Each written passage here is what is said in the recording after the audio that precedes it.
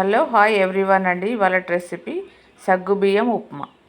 సగ్గుబియ్యం ఇలా 1 అవర్ నానబెట్టుకోవాలండి. నానబెట్టుకొని నీళ్ళు వంపేసుకోవాలి. కడాయి పెట్టుకొని ఆయిల్ పోసుకోవాలి. కొద్దిగా జీలకర్ర, ఆవాలు, పచ్చిమిర్చి, ఆలుగడ్డలు చిన్న కట్ చేసుకోవాలి, కొత్తిమీర, ఉల్లిగడ్డలు, కొంచెం పల్లీలు కచ్చాపక్క మిక్సీ చేసుకోవాలండి.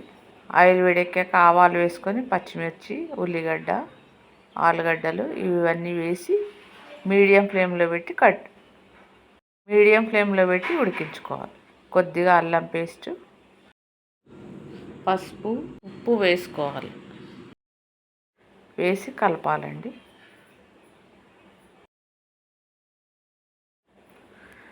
ఉల్లిగడ్డ వేగాక మనం నానబెట్టుకున్న సగ్గుబియ్యం వేసుకోవాలండి.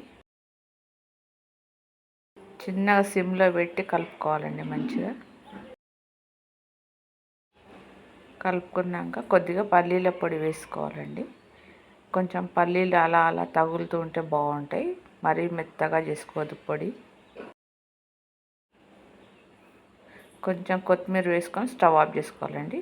సగ్గుబియ్యం ఉప్మా రెడీ అండి. ఈ వీడియో చూసి మీరు కూడా ఇలా చేసుకోండి. Please subscribe. Thank you.